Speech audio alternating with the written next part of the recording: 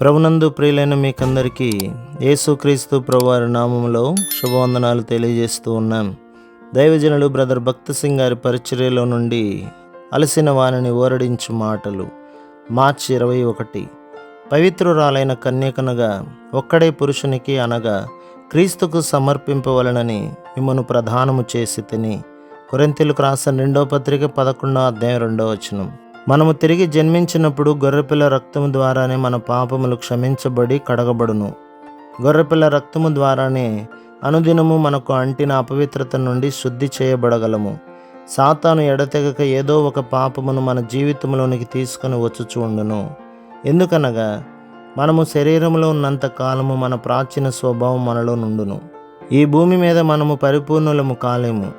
రోమాపత్రిక 6వ అధ్యాయం ప్రకారం ప్రాచీన పురుషుడుగా పిలువబడు మన ప్రాచీన స్వభావములో మరలా అపవిత్రపరచబడు పరిస్థితి గలదు. కానీ మనము ఎడతెగక ఆ అపవిత్రత నుండి కడగబడుచూ నుండవలెను. మానవ ప్రయత్నముల ద్వారా దుష్ట తలంపులు స్వాధీనపరచబడలేవు. ప్రార్థనలో నీవు కన్నులు మూసుకొనినను అపవిత్రమైన తలంపులు వచ్చుట గమనించగలవు. ప్రార్థన ఆరాధన సమయంలో నీవు అట్టి తలంపులు నీలో ప్రవేశించుట కనుగొందువు. లేక రాత్రి ప్రశాంతముగానున్న సమయంలో అట్టి తలంపులు వచ్చును. అపవిత్రతను కలిగించు కొన్ని విషయములు మనం వినుచుందుము. మానవ ప్రయత్నము ద్వారా అట్టి అపవిత్రత తొలగిపోదు. గొర్రెపిల్ల రక్తము ద్వారా మాత్రమే మనము కడగబడి శుద్ధిపరచబడుదుము. ప్రకటన గ్రంథం 19వ అధ్యాయం 8లో మనము పెండ్లి కుమార్తె గురించి చదువుదుము. ఆమె ధరించుకొనుటకు ప్రకాశములను నిర్మలములునైన సన్నపు నార బట్టలు ఆమెకి ఇవ్వబడెను. ఆమెకివ్వబడెను అను పదము ఆమెకు పరిశుద్ధముగా నుండవలనను కోరిక కలదని తెలుపుచున్నది. ఆమె విశ్వాసమును బట్టి ఆమెకు ప్రకాశములను నిర్మలములునైన సన్నపు నార బట్టలు ఇవ్వబడెను. మనము కూడా అనుదినము కడగబడుచు ఉండవలెను. ఒక వ్యక్తి అపవిత్రతను గురించిన గ్రాహ్యము కలిగి ఉన్న ఎడల ప్రతి దినము సమస్తమును పరిశుద్ధముగా నుండవలనని కోరును. అదే విధముగా ఆత్మీయముగా మనము పరిశుద్ధముగా నుండవలనని కోరుకొనవలెను. మనకు అపవిత్రత కలిగినదని గ్రహించగానే విశ్వాసముతో గొర్రెపిల్ల రక్తము ద్వారా శుద్ధీకరణను కోరుకొనవలెను. మనము ఆ రక్తమును దినమునకు 1000 సార్లు అయినను కోరుకొనవచ్చును. ఆ గొర్రెపిల్ల మనలను నిరాకరించడు.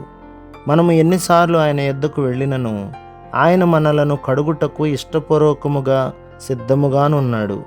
ఆయన రక్తము చేత శుద్ధి చేయబడి ఎడతెగక ఆయన వాక్యము ద్వారా కడగబడుట అనునవి గొర్రెపిల్ల వధువుగా సంఘము సిద్ధపడుటకు తోడ్పడును.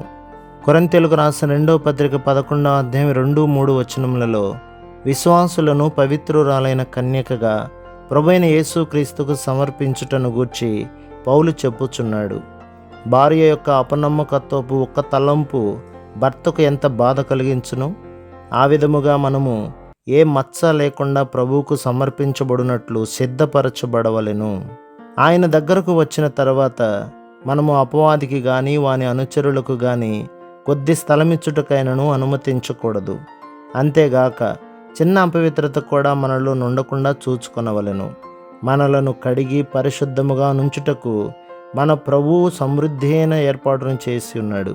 మనము మన గుడ్డితనము చేత కడగబడుటకు నిరాకరించిన ఎడల ఆయనలో మనకు పాలు ఉండదు.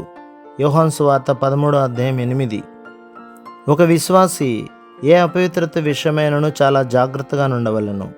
అపవాది అపవిత్రతను కలిగించుటకు మరలా ప్రయత్నించును గాని మనం ఆయన రక్తము ద్వారా శుద్ధీకరణను కోరుకొనవలెను.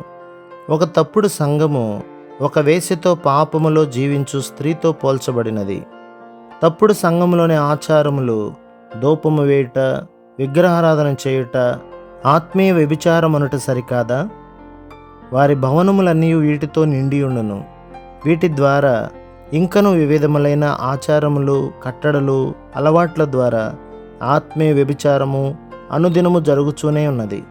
అటువంటి వారు యేసుక్రీస్తు ప్రభు యొక్క పవిత్రురాలైన కన్యకగా పిలువబడరు. ప్రభు మిమ్మును మీ కుటుంబమును మీ సంఘమును దీవించి ఆశీర్వదించునుగాక. ఆమేన్.